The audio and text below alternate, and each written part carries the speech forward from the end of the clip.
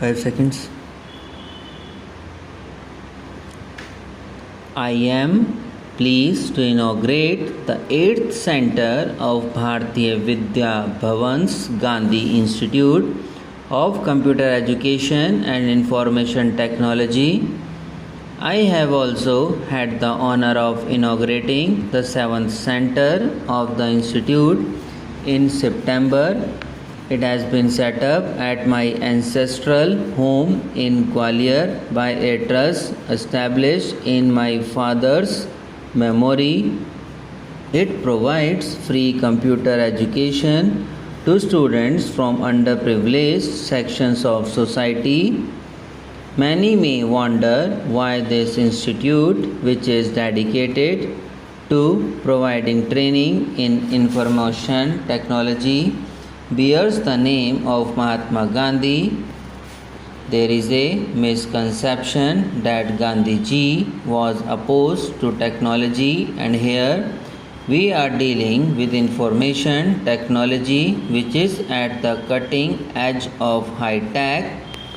It is necessary to remove this misconception. I am not an expert in IT. I have not even used a computer any time in my life, but I know that information technology promotes some of the essential components of the Gandhian and Indian vision of development.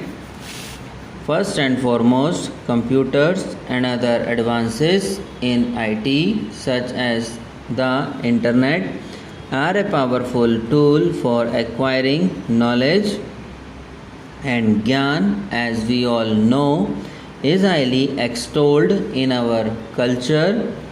Gyan Marg is indeed one of the paths to liberation. Secondly, IT is a major leveler in society. It empowers people even from underprivileged classes to quickly come up in life. It rewards people with ideas and innovativeness, as is amply borne out by the success stories of Indian IT professionals and entrepreneurs abroad. In recent years, we have many success stories in India too. It will increase employment opportunities and generate wealth both directly and indirectly. Shri Murlidhara tells me that all those who have completed their computer education course at the Gandhi Institute have got well-paid jobs in business and in industry.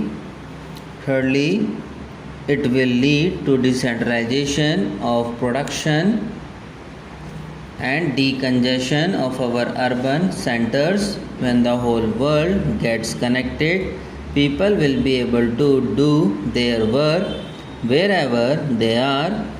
In the highly driven world of the 21st century, what will be movable is information and not people.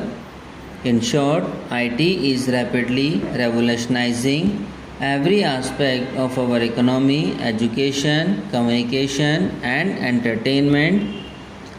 That is why, at a recent meeting in Bangalore, I urged the people to realize that IT stands for India's tomorrow.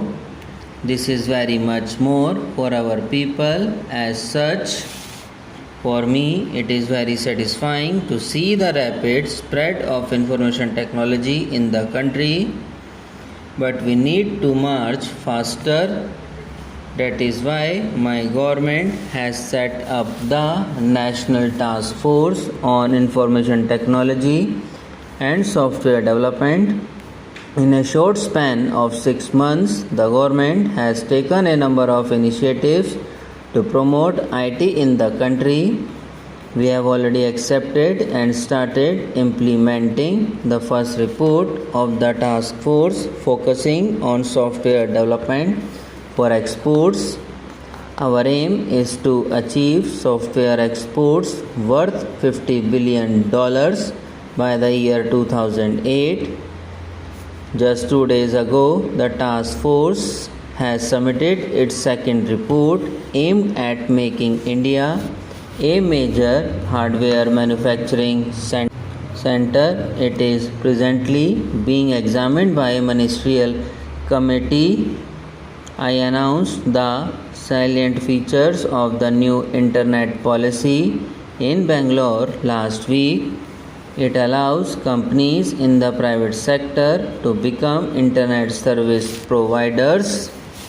As promised, licenses will be issued to private ISPs before November 7. We believe that the creation of a modern high-speed telecom infrastructure is a precondition for making India an IT superpower. The government has therefore initiated major steps to resolve outstanding issues in the telecom sector. The spread of IT depends on two more factors: cheaper computers and more people trained to use them.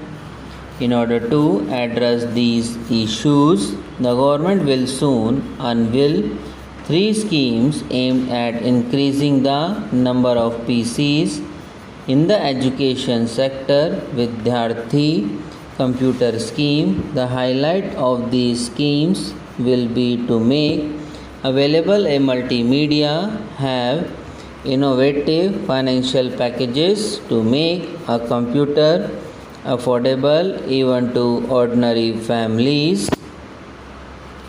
In recent years, there has been a huge increase in the number of computer training institutes. Every small town has such institutes which are training young and not so young people to use computers. Some of these institutes have become huge companies worth hundreds of crores thanks to the efficient way they run their business. Our colleges and universities can learn some lessons from them. I congratulate these institutes for rapidly spreading computer awareness and training many people to use computers.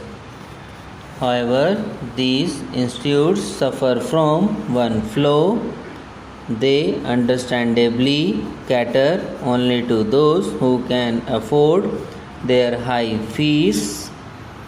It is a sign of the times that many middle class families are spending most of their savings in sending their children to these training institutes more. However, if computer education is confined only to those who know English, India will not become an IT superpower. Subscribe now and press the bell icon. Never miss an update.